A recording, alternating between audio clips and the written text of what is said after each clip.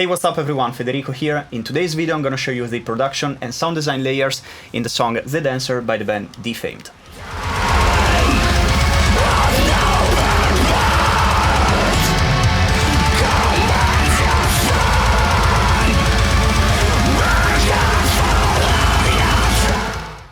So as you can hear, the song is pretty fast with a very busy arrangement. There's lots of blast beats, lots of very fast riffs and complex kick patterns. So my goal here was not to add too much in production, but just the right amount to add some melody and color on top of it, and basically create an overall cool, menacing vibe. So I'm gonna go section by section and show you exactly what I did. Let's start with the intro.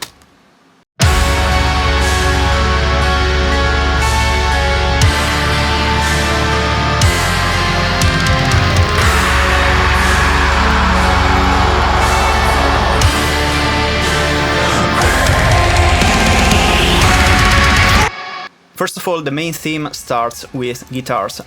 We committed to these tracks on the way in, tracking through a pedal, which is my Electro Harmonix Micropog Octaver, into a random crunch profile on my Kemper. This sounds weird and super dirty, but I think it's super cool in the context. And the track that completes it is the harpsichord. Together, they sound like this.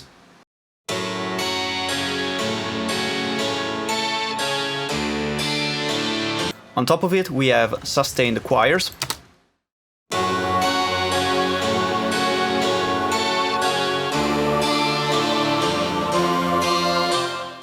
By the way, as you can see, there's no MIDI here because at the end of production I always commit down to audio, just to, not have to think about the parts again and just to save some CPU resources.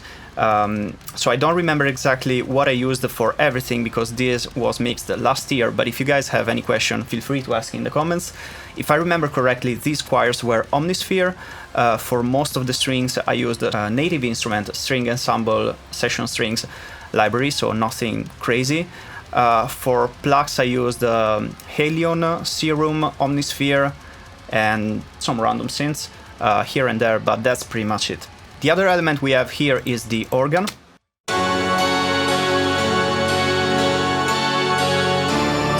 And yeah, this is it for the first half of the intro. In the second half we also have staccato choirs.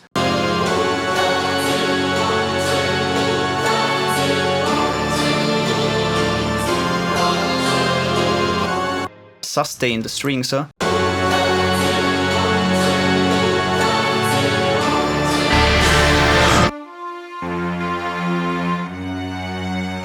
And I also added some low staccato strings that lock with the main arpeggio.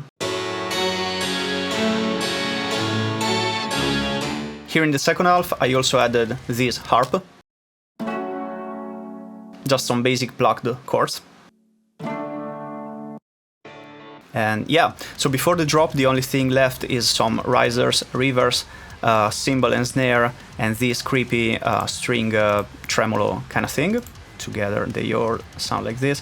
I'm not gonna lose too much time on this stuff because I think you just, it's pretty basic, just some risers and impacts.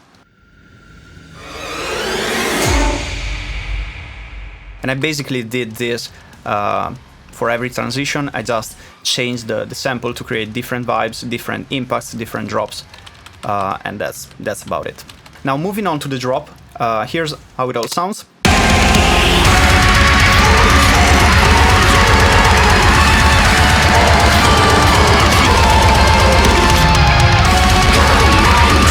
So we still have the same choir layers, the organ, the harp, and the sustained strings.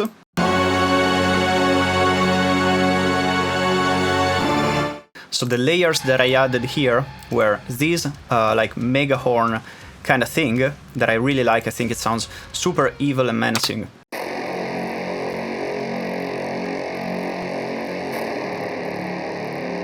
This kind of stuff works great below like epic parts and breakdowns. And then I also added these bells and plucks. And these shimmered plugs, which are basically used as a pad.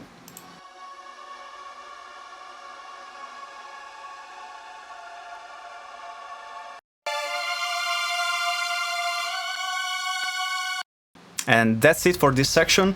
Let's listen to it and bypass the synths so that we can hear what the difference is.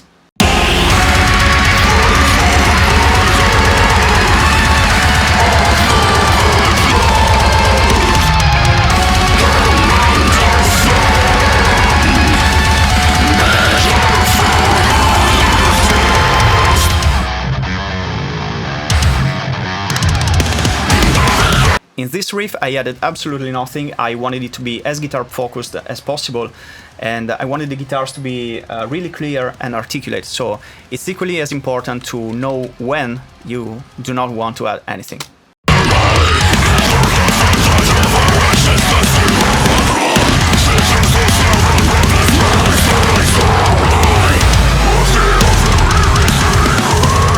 So I didn't really want to add melody on top of the breakdown because I think the chorus is already pretty melodic as far as production layers go. So what I did here instead was just to use some soundscapes, creepy sounds, scrape the strings and weird noises. I'm just gonna let you listen to them and I'm gonna describe some of the sounds.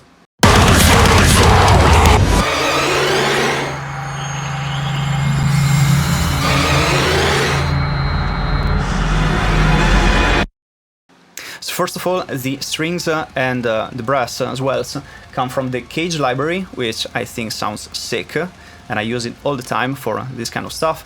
And as far as the soundscapes go, I'm not sure where I got this. I might have gotten them off of Splice or some other royalty-free websites. What I usually do and what I suggest you to do is to get creative with the sound design. So, you know, drop them down an octave, stretch them, change the format, add some reverb, add some crazy modulation effect. You can granulate them and do a lot of stuff in order to really make them your own.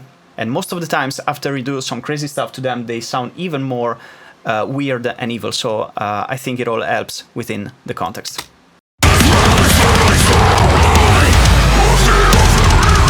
And you can also add some swells or reverse impacts to emphasize the movement. Let's move on to the chorus.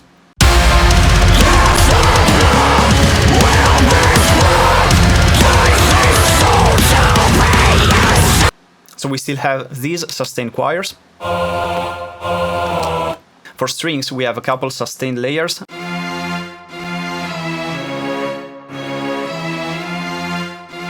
But in order to make things more interesting, I also added these staccato and pizzicato strings.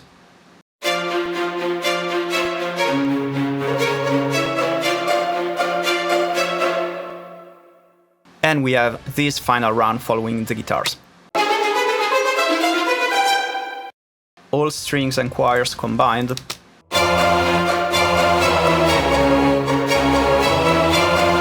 I still kept the organ from the intro.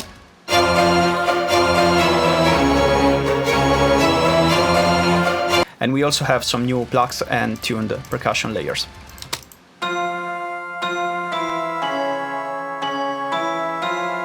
Again, this string scrape riser.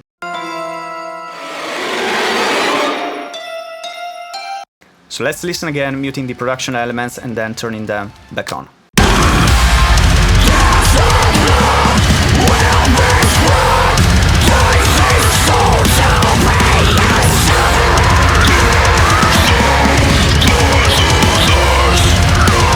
I think they really had a cool vibe without being too overbearing. Second part of the chorus.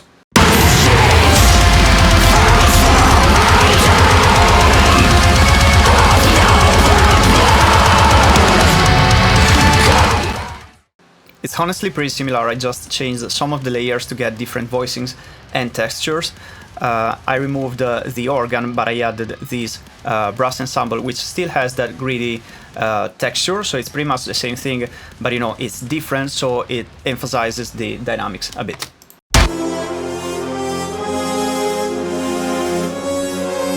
I added this bass sustained layer.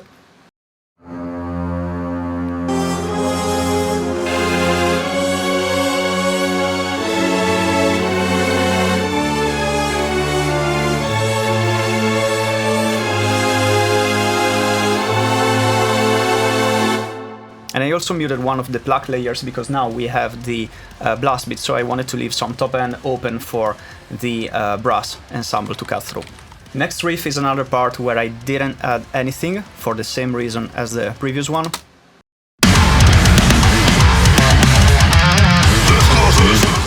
Second part, of course, there needed to happen a change there, and I still went down the soundscape way. As you can see, these are different ones. I always try to differentiate this kind of stuff in different sections, so it's more dynamic.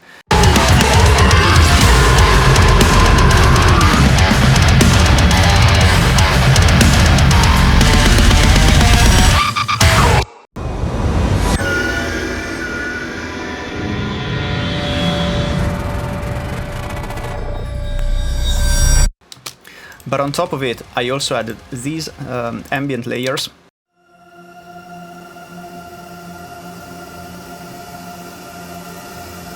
Just a single note pad, and these were from the Spitfire Labs, which are free and super cool.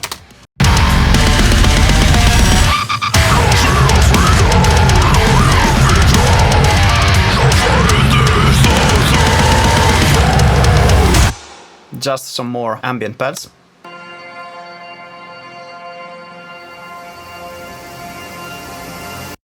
Breakdown.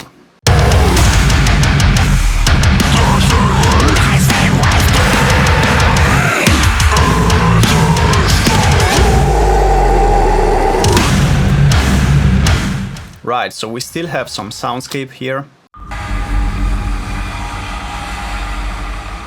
But this time I wanted to emphasize the rhythm as well.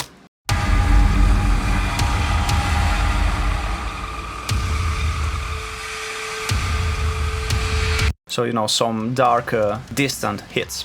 And then I also added some more high-frequency content, rhythmic sequences.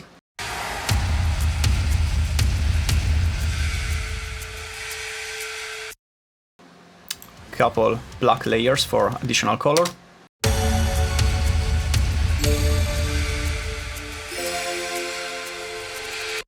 And some choirs, strings, and a trombone as well here to fill the space. In this exact point, there's like a huge sub-drop happening, so it sounds like this.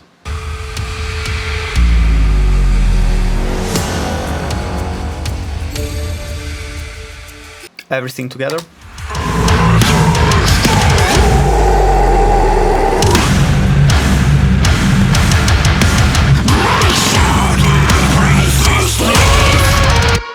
I wanted to follow and highlight the guitar solo, but without keeping the production elements constant throughout the section. So what I did is use different plugs, synths, soundscapes, and choirs to highlight different phrases within the solo and basically create mini sections inside the solo part.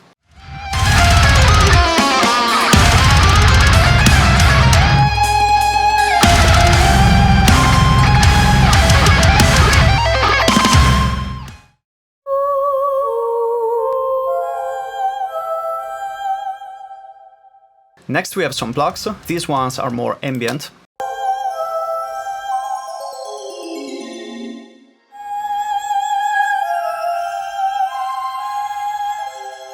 And these are more transient heavy.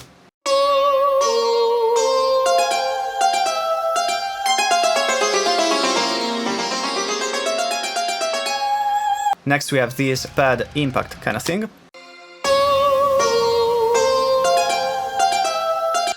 Some more plugs. And of course a mandolin because we are Italians.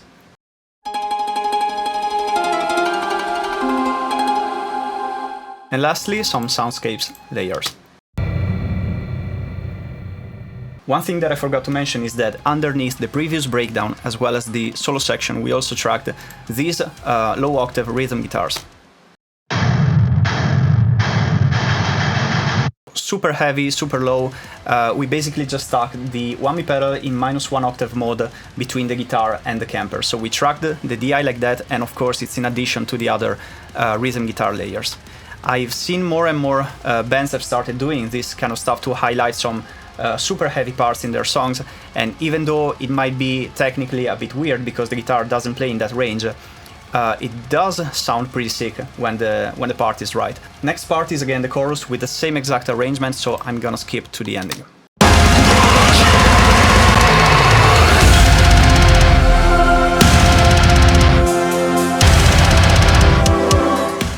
So the arrangement here is actually pretty simple, but it does add a ton of melody and vibe over the breakdown. So if I solo the production elements, it sounds like this.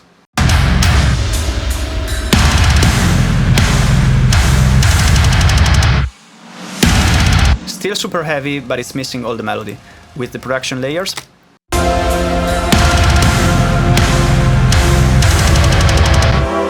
so first of all, we have these ambient guitars. This is just a patch I've made on my camper with basically some swell effect and a reverb, nothing crazy.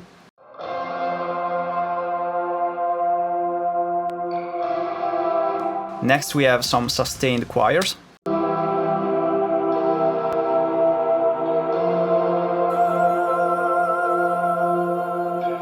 This soprano melody as well as some staccato choirs.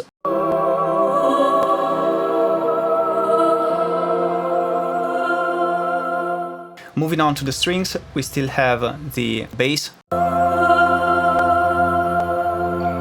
and the string ensemble.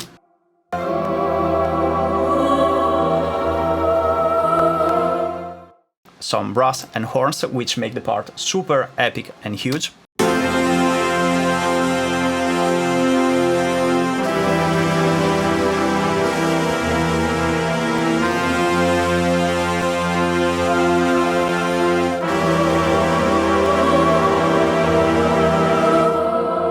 Like I said, the arrangement here is pretty simple, but it adds so much vibe and color on top of the breakdown.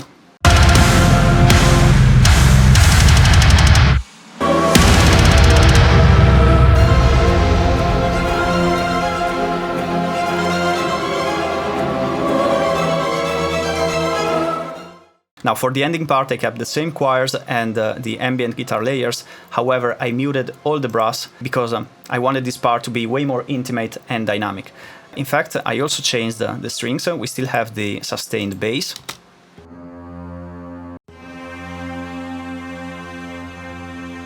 These staccato strings.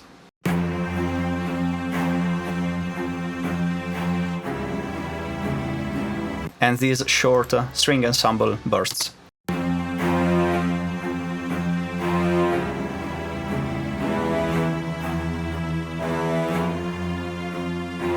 A couple additional layers, actually 4 layers, doing the high main melody.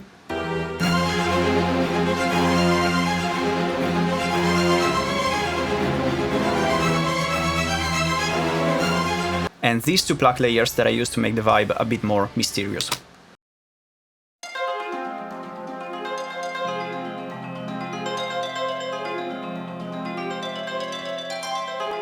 And the last thing missing is these 2 percussive layers, which are pretty much the same as what I've used in the breakdown.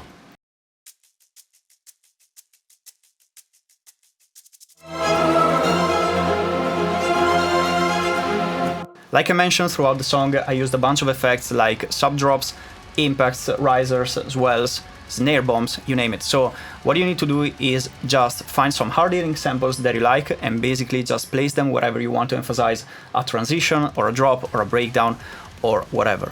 So for example, here's how all the effects combined lead into the second chorus.